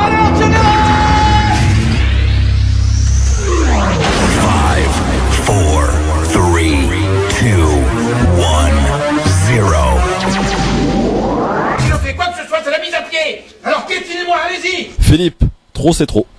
Stop aux violences faites aux femmes. Les violences faites aux femmes sont un véritable fléau mondial. Une femme sur 3 est victime de violences physiques ou sexuelles au cours de sa vie. La récente prise de conscience au sein de nos sociétés occidentales n'est que le début d'un long parcours et il est temps d'agir. Les violences faites aux femmes sont multiples, physiques, sexuelles, psychologiques. 219 000, c'est le nombre de femmes qui ont été victimes de violences l'année dernière en France. 219 000 qui ont été violentées par leur mari, leur conjoint ou leur ex-conjoint ou leur ex-mari. 130, c'est le nombre macabre de fémicides l'année dernière. Depuis le 1er janvier, en France, 75 femmes ont été assassinées. Toutes les 7 minutes, une femme est violée dans le monde. Ça suffit. Stop. Nous sommes tous concernés. Et quand je dis nous, je veux aussi parler à nous les hommes. Alors, que pouvons-nous faire? Premièrement, nous devons lutter avec les femmes pour qu'elles aient les mêmes droits que les hommes. À travail égal, salaire égal. Deuxièmement, nous devons tous et toutes interpeller nos responsables politiques pour que soient immédiatement mis les moyens pour protéger les femmes, pour l'accueil et l'accompagnement lorsqu'elles ont décidé de franchir le pas, celui de sortir des griffes de leurs bourreaux, pour mettre les moyens dans les écoles dès la maternelle et dès les centres de loisirs, pour que cela soit une évidence pour les futures générations d'hommes qu'une femme est l'égale de l'homme, qu'il est interdit de frapper une femme, pour que cela soit une évidence pour les futures générations de femmes que être violenté, ce n'est pas être aimé, et que dès la première violence, qu'elle soit physique, sexuelle ou psychologique, qu'il faut mettre fin à une relation toxique et porter plainte. Troisièmement, que le gouvernement doit mettre en place les moyens nécessaires judiciaires dès le recueil de la plainte. Les femmes victimes de violences par un homme doivent être auditionnées par une femme. Elles doivent être prises en charge immédiatement par des psychologues. Elles doivent avoir immédiatement la protection pour elles et leurs enfants. On doit augmenter en urgence le nombre de placements en centre de protection. Et je dis bien centre de protection à la place du centre d'hébergement. Car la société leur doit la protection. Mesdames, mesdemoiselles, si vous souhaitez et si vous le voulez, vous avez 3 outils à votre disposition. Le premier, c'est le 3919, qui est le numéro de Violence Femmes Info, appel anonyme et gratuit. Le deuxième, c'est le site internet www.stop-violence au pluriel -femme.gouv.fr. Le troisième, c'est la parole libérée. Libérez-la. Vous ne devez plus avoir honte. Ce n'est pas vous les responsables des violences que vous subissez. Brisez l'omerta du silence. Vous avez le droit de ne plus subir les violences. Nous avons le pouvoir et le devoir de vous protéger. Très bien. Merci Philippe Boriaki. Peut-être une réaction de Céline ou de Mehdi sur cet avis tranché? Moi, ça viendra en réaction dans mon avis tranché qui viendra après. D'accord. Je pense que ça donnera bien écho. Est-ce qu'il a pas tout dit? Est-ce qu'il a tout dit, Philippe? Je vais encore passer pour le grand méchant. J'adore. Ça a été bien dit, non, mais sur les finalités, moi, je suis entièrement d'accord. On est tous le fils, enfin, tous les hommes sont le fils d'une femme, ou l'époux d'une femme, ou le frère d'une femme. On a tous des femmes dans notre vie. Oui. Donc forcément, les violences qu'on dit faites aux femmes sont totalement inadmissibles, intolérables et inqualifiables. Mais au-delà de ça, il y a certaines choses qui me dérangent. C'est qu'on parle de violences faites aux femmes. Moi, j'aimerais qu'on parle de violences tout court. Il n'y a pas de raison de combattre les violences, particulièrement les violences faites aux femmes, autant combattre la violence tout court. On n'a pas à être violent vis-à-vis de qui que ce soit une femme, un enfant ou un homme ou une personne âgée. Déjà, ça c'est mon premier point. Sauf que et le deuxième point, là où je varie un petit peu, c'est au dépôt de la plainte, sur ce qu'a dit Philippe. Dès la plainte, attention, parce que la liberté et l'égalité surtout qui existe entre un homme et une femme, ça doit également être l'égalité de la valeur de la parole. La parole d'une femme et la parole d'un homme doivent être égales. Et on ne doit pas ne pas croire une femme parce qu'un homme a dit quelque chose. Et on ne doit pas non plus entamer un début de procédure contre un homme parce qu'une femme a dit quelque chose. Et c'est là toute la problématique justement de ce genre de violence et des violences conjugales. Ouais, c'est qu'on se retrouve un peu dans une zone grise, hélas, où c'est parole contre parole, et c'est compliqué à gérer. Mais sur les finalités, bien entendu que je partage à 2000%. Céline te disait, c'est les chiffres parlent quand même. C'est pour ça qu'on met l'accent là-dessus. C'est pour ça aussi qu'il faut, comme on est obligé, je pense, de faire le distinguo entre, bien sûr que toutes les violences sont condamnables, on peut l'entendre, mais il y a quand même un vrai problème avec tous les féminicides qu'on vient de voir depuis le début de l'année. Alors à ce moment-là, si on parle des homicides, les violences homme-homme, par exemple, elles sont incroyablement... Pardon ? Là, je te disais qu'en fait, vu le nombre de féminicides depuis le début de l'année, on est obligé à un moment donné de tirer la sonnette d'alarme. De tirer la sonnette d'alarme sur ce type de violence particulier. Oui, mais il y a eu combien de meurtres depuis le début de l'année qui touchent aussi des hommes? C'est le problème de la violence. Je l'entends, mais c'est comme parfois dans le racisme, on est obligé de pointer certains types de racisme particuliers. Justement, je suis pas tout à fait d'accord parce que même dans le racisme, pour moi, le racisme, c'est le racisme. C'est pas bien en règle générale. Oui, on assiste à quoi? Et sur la violence, qu'elle touche un homme, une femme, c'est pas bien. Mais il a raison, Mehdi. Attendez, on fait de la hiérarchisation dans le truc. Quand on parle de l'antisémitisme, c'est beaucoup plus important que l'islamophobie. C'est pour ça qu'à un moment donné, on est obligé de parler de l'islamophobie. Mais pas du tout. Mais tu sors de quelle planète, Philippe? Voyons. Non, mais je te dis, pour moi, il n'est pas question. Non, mais pour toi, d'accord. Non, mais attends. Là, j'ai fait un avis tranché sur quelque chose qui est sociétal. Oui. D'accord. Et en plus, si je veux être un petit peu. Pardon, Philippe, c'est pas sociétal. Heureusement. Bah si, c'est dans notre société. Donc c'est sociétal. Sociétal, ça voudrait dire que la société accepte. La société accepte promeut. Non, mais la société française, fort heureusement. Attends, Mehdi, si je te laisse finir et que tu me laisses pas finir, c'est un petit peu compliqué pour un débat contradictoire. Ah, ça marche. Ah, voilà. Là, c'est pas monsieur le sénateur. Ok. Non, ce que je veux dire par là, Mehdi, c'est que ça suffit. On peut plus avoir des mères, des sœurs, des cousines, des frangines, des nièces qui décèdent parce qu'il y a des types. Non, mais ça, on est d'accord, ça c'est logique. Non mais on est d'accord, mais ça continue. Dans 2 jours, il y en a encore une qui va mourir. On fait quoi pour éduquer dès le départ les consciences des futurs hommes pour leur dire non, une fille, c'est pas inférieur à toi. Moi, je ne comprends pas que ça puisse irriter le fait qu'on. Pardon. Je ne comprends pas que ça puisse irriter le fait qu'on mette le point sur les violences faites aux femmes. Ça veut pas dire qu'on cautionne. ou qu'on... Mais qui a dit que c'était Non, mais je vois souvent des gens, voilà, là c'est le débat, de dire on ne va pas parler que des violences faites aux femmes, il y a aussi les violences faites aux hommes. Oui, il y en a. Bah oui. Sauf ou la violence tout court. Mais quel est le mal à dire oui, là on va pointer du doigt aujourd'hui les violences faites aux femmes parce que c'est ce qui se passe depuis des jours. Et sur lequel il y a un vrai problème et un vrai travail à faire. Et au-delà des violences faites aux femmes, il y a toutes les inégalités dans la société actuelle, les inégalités salariales et autres. Alors sur les inégalités salariales, on pourrait en reparler. Là, il n'y a pas de souci, mais ça prendrait un peu de temps. Et on en a parlé. Parce que je travaille dans une société, notamment la SNCF, où on parle beaucoup d'égalité salariale. Simplement, le problème, c'est que c'est pas aussi simple qu'il n'y paraît. Lorsqu'on dit à travail égal, salaire égal, ça ne veut pas dire que les hommes et les femmes dans une société doivent avoir le même salaire. Et pourquoi ? Ça veut dire que si tu fais exactement le même travail qu'un homme, tu dois être exactement payé pareil. Ça ne veut pas dire que les hommes et les femmes au sein d'une société doivent être payés pareil. Ça, c'est une nuance comptable. On parle à poste égal. On parle à travail égal, poste égal, salaire égal. Et je peux t'assurer que dans d'autres domaines, c'est pas le cas. Non, mais je prends l'exemple de la SNCF. Nous sommes dans une société où il y a des grilles de salaire. Il y a des grilles de salaire. Et ces grilles de salaire font qu'on ne peut pas être payé différemment selon qu'on soit un homme ou une femme. Ce serait complètement hors de loi et hors du droit du travail. Malgré tout, il y a quand même, les hommes gagnent encore plus que les femmes. Pourquoi? Et ça, c'est une des questions qu'il faut se poser. Parce que il y a des choix de vie qui sont faits par certaines femmes, c'est tout à fait naturel. Non, ça se passe à l'embauche. Je suis pas d'accord avec toi. Excuse-moi de t'interrompre, ça se passe à l'embauche. Parce que d'emblée, certains employeurs vont partir du postulat qu'une jeune femme aura des enfants. Je parle de ma société là, je parle de ma crèmerie. Après, je parle pas des petites sociétés où il peut y avoir des abus, et les abus existent. Je dis pas le contraire.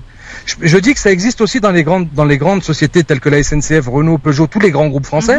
Il y a encore un écart souvent entre les hommes et les femmes, mais on se rend compte que il y a une grille de salaire. Donc qu'est-ce qui fait, et c'est là qu'il faut se poser la question, c'est qu'est-ce qui fait que en dehors de cas avérés de discrimination sexuelle vis-à-vis des femmes, qu'est-ce qui fait qu'il y a encore un écart entre un mécanicien homme et un mécanicien femme? Eh ben il y a des faits objectifs. Il y a des faits que certaines femmes refusent de travailler de nuit, elles refusent de travailler le week-end. Au moment où il y a des primes qui font un écart salarial. Il y a des faits que certaines femmes refusent certains travaux parce qu'elles vont élever leurs enfants, ou bien qu'elles vont prendre 3, 4, 5, 6 ans de congé parental, pour pouvoir faire voir grandir les premières années de leurs enfants. Et lorsqu'elles reviennent, forcément, il y a un écart salarial parce que le collègue masculin, lui, a fait ses 6 ans de travail. Alors, je vais pas parler de la SNCF parce que je ne connais pas. En revanche, je peux t'assurer que, comme je le disais tout à l'heure, avant d'être journaliste, j'ai travaillé longtemps dans les assurances et dans le domaine financier, et que cet écart salarial, il est très marqué. Macroniste, allez hop. Il est très marqué, voilà, dès le delta entre les salaires des hommes et le salaire des femmes, le delta moyen, il est encore marqué, même s'il tend à diminuer. À se réduire, il est encore très marqué et rien à voir avec le fait que ça puisse être des travaux manuels ou des primes liées à des horaires de week-end ou quoi que ce soit. Il faut qu'on avance. Peut-être la période. Mais après, je ne nie pas les discriminations et je ne nie pas les violences. Moi, je suis le mari de quelqu'un, je suis le fils de quelqu'un. Je suis le fils d'une femme, je suis le mari d'une femme. Moi, si quelqu'un touche à ma femme, mais je deviens fou. Tu le démontes. Tu le démontes, Mehdi. Que je sois clair. Non, mais voilà. Simplement, c'est juste qu'il ne faut pas en arriver à certains extrêmes opposés qui voudraient que la parole d'une femme, et c'est ce que l'on voit hélas dans les commissariats. Non, mais attends. Non, alors justement. Non, mais pas du tout. Alors là, encore une fois, je ne suis pas d'accord avec toi. Tu te trompes énormément. Alors, pardon, je vais vous couper juste 2 secondes, s'il vous plaît. Il y a eu des affaires. Pardon, Mehdi. Il y a eu des affaires où effectivement des femmes ont accusé leur mari de violence alors qu'il n'en était absolument rien pour des questions de violence. Et ce que dit Mehdi est intéressant, c'est qu'au vu de cette surmédiatisation, et à juste titre, de la violence qui est faite aux femmes aujourd'hui, eh bien quelque part la justice regarde la télé, écoute la radio et s'en trouve influencée et donnera et accordera davantage la parole à une femme qu'à un homme. C'est une réalité, Philippe, je suis désolé. Alors, on peut finir. Oui, bien, vous pouvez finir. Non, on se croirait chez... Taisez-vous. Non, taisez-vous. On se croirait chez les GG. Qu'est-ce que c'est cette histoire? Non, soyons sérieux. Effectivement, sur le lot, tu as des situations horribles qui arrivent à des hommes. Ouais. Prenons ne serait-ce que les cas de divorce, la majorité des fois. Oui. Je peux finir? Oui. S'il vous plaît. Quand même. la majorité des divorces, d'office, on accorde à 90% la garde à la mère, alors que le père a aussi le droit d'aimer ses enfants, et c'est pas parce qu'il les a pas portés. Et moi, la seule différence entre ma femme et moi sur cette histoire de nos enfants, c'est que moi j'ai pas pu les porter, mais c'est physiologique, hein, c'est biologique. Je ne peux pas avoir d'enfants. Enfin, je m'excuse. Oui, on avait compris. On a bien compris. Mais pendant combien de temps? Non, mais pendant combien de temps? La parole des femmes a été réduite au silence. Est-ce que vous cherchez pas quand même? Ça fait 3 ou 4 fois qu'on se déplace, vous prenez des coups et puis à chaque fois vous retirez vos plaintes. Et est-ce que tu crois que ça, ce qu'on vient de dire là, c'est de nature à aider celles et toutes celles qui se posent la question, est-ce que ça vaut le coup que j'ai plainte? Est-ce que là vous parlez de cas particuliers en disant effectivement ça de faire attention, c'est tout. Effectivement, il y a des femmes qui vont calomnier, qui vont mentir. Oui, il y en a. Mais ça existe. Ah, bien sûr que ça existe. Les mettre, de dire qu'il n'y aurait qu'elle, ce serait faux. Les chiffres parlent. Et il y a aussi des femmes qui vont au commissariat. Il y en a encore une qui est morte il y a quelques jours, malheureusement, qui était partie déposer plainte et qui a dû rentrer chez elle. Laïla. Voilà. Bon, alors il faut qu'on avance parce qu'on est super en retard, mais en tout cas c'est un débat qu'on aura de toute façon. Je veux juste dire une dernière chose parce que je veux pas passer pour ce que je ne suis pas. Il faut savoir que ma position vis-à-vis de quelqu'un qui viole une femme ou de quelqu'un qui tue une femme, j'ai pas envie de rouvrir certains débats, mais ma position sera certainement beaucoup plus dure que la tienne Céline ou que la tienne Philippe. Bah oui, je vois très bien ce que tu veux dire. Je vois très bien. Et je le comprends. Une femme, c'est voilà, je veux pas. Hein. Bon, Céline. Oui. C'est à toi maintenant. Il va falloir y aller maintenant. Il faut enchaîner parce qu'on est super en retard. Hein. C'est comme ça quand il y a Mehdi, Philippe sur un même plateau. Voilà, le bazar. Voilà, total. Ça prend de la place. Voilà, c'est ça. Et impose-toi, Céline. Hein. T'es chez toi ici. Jingle. 5, 4, 3, 2, 1, 0. Si je fais quoi que ce soit, c'est la mise à pied. Alors piétinez-moi, allez-y. Avis tranché de Céline Bory, journaliste indépendante ici présente sur France Maghreb 2 pour nous évoquer et relater une affaire qui s'est déroulée du côté d'Avignon. Tout à fait. Alors hier, j'apprenais via les réseaux sociaux qu'une de mes connaissances s'était vue refuser l'accès à une brasserie parce qu'elle était accompagnée d'une amie voilée. Alors refuser, j'exagère. Plutôt que de leur refuser ouvertement l'accès, la serveuse leur a dans un premier temps dit qu'elle ne pouvait pas s'installer en terrasse. Donc les jeunes femmes se sont alors levées et dirigées vers l'intérieur de l'établissement pour une table à proximité du comptoir. Après de longues minutes d'attente, rien ne se passe. Personne ne vient prendre leur commande. Les jeunes femmes tentent d'obtenir la carte. Donc c'est un autre serveur qui viendra leur apporter. Et puis de nouveau, rien. Silence radio. Pour reprendre les propos de mon amie, nous étions comme transparentes. Voilà ce qu'elle m'a dit. Pourtant, elles étaient à côté du comptoir et la serveuse est passée à plusieurs reprises auprès d'elle. Mon amie lui a par ailleurs fait plusieurs fois signe comme quoi elle souhaitait passer commande. Rien. Au bout d'une demi-heure d'attente, après un grand moment de malaise, les jeunes femmes décident de partir sans même avoir passé leur commande. Ça s'est passé il y a quelques jours à Avignon par des amis. Donc ces amis étaient partis à l'occasion du festival d'Avignon, mais ça aurait pu se passer n'importe où dans l'Hexagone. Parce que ces pratiques discriminatoires à l'égard des femmes voilées, bien que condamnables, sont monnaie courante. Alors face aux injonctions vestimentaires qui voudraient qu'une femme libre laisse apparaître ses cheveux, ses jambes ou encore ses épaules, ne gardons pas le silence, parce qu'indépendamment des convictions religieuses de chacun ou chacune, on ne doit pas rester muet face aux injustices et aux humiliations subies par certaines d'entre nous. Dénonçons publiquement chacun de ces établissements, parlons-en sur les réseaux sociaux et ne laissons pas installer la normalité, boycottons-les, ne laissons plus rien passer. Face à la multiplication de ces actes islamophobes, parce que c'est comme ça qu'il faut les appeler, il serait peut-être temps de se mobiliser massivement et de faire du bruit comme on est si bien capable de le faire lors de matchs de foot. Ah, c'est joli. C'est bien. Il y a JG sur les Champs-Élysées là. Merci beaucoup. Mais tu as raison, il y en a marre. Faut te détendre, Céline. Qu'est-ce qui se passe là? Pourquoi? T'as l'air tendu là. Non. T'as l'air toute tendue, mais t'es crispé. C'est vrai. C'est pas facile. Je t'ai senti un peu crispé, non? C'est vrai, non. Même Mehdi qui t'a pas vu, t'as senti crispé. C'est vrai, Mehdi. Bon, c'est ma première. Non, c'était parfait. Oh le faux cul. Surtout la fin d'ailleurs. Surtout la dernière phrase là, t'as tué le game comme on dit. Sur le match de foot, bah ouais, mais c'est bien beau de descendre et de faire la fête avec les klaxons et tout, mais il y a des cas sur lesquels il faudrait aussi se mobiliser et descendre dans la rue. On va parler de foot dans un instant, mais auparavant et avant le foot, je vous mets sur un octogone. Et oui, le quiz du LGF arrive dans un instant. J'espère que Céline, tu vas me les démonter ces 2 balles là tout de suite. Très vite, mesdames, messieurs, le quiz du LGF avant de partir à Suez pour le match à vivre en intégralité Algérie, Côte d'Ivoire qui va démarrer dans maintenant 5 minutes pour une place en demi-finale de la Coupe d'Afrique des Nations. Philippe Bouriaki, on se calme, voilà. Non, mais j'avais pas compris que ça se jouait à Suez. Si, à Suez, en Égypte. Ouais. En Égypte, Suez. Je me suis dit, on va essayer. D'accord, ok, ça marche. J'ai tant qu'ils partent en vacances, les mecs. Hein. Allez, c'est parti, le quiz qui oppose aujourd'hui Céline Bory, Mehdi Chebaiki, Philippe Bouriaki. Écoutez bien mes questions et répondez le plus vite possible. Ouais, vas-y. Qu'est-ce qui devient obligatoire en France, en ville, pour les automobilistes le 11 juillet critère. Quoi? La vignette critère. Non, le 11 juillet 1979. La ceinture de sécurité. Le port de la ceinture de sécurité. Ouais, bonne réponse de Bouriaki. Ah, mais moi je suis trop jeune. Ouais, bah, on s'en fout. Non, mais commencez pas, Bouriaki. Hein. Attention. Je suis chaud. Oui, bah attendez, on va se calmer. Alors, c'est quoi cette question? Ah oui, quel pays remporte la Coupe du Monde, la 16e Coupe du Monde de football en Afrique du Sud? L'Allemagne. Non. Allemagne. Non. En 2010. Le Brésil. Non. Italie. Non. C'est pas nous. Oh, les nuls.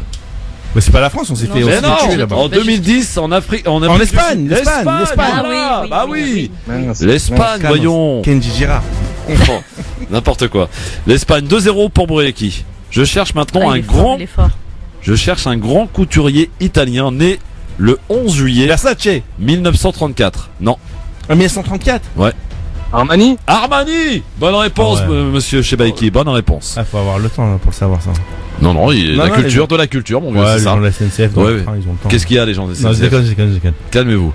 En 1987. Alors, les écolos, alors là, tu t'es pas fait un ami, hein. En 1987, c'est là ma 4e question. La population de la Terre franchit un cap. 4 milliards. 5 milliards. De combien d'hommes contre la Terre en 3 milliards. 5 milliards est une bonne réponse de Céline. Enfin. Bonne réponse, Céline.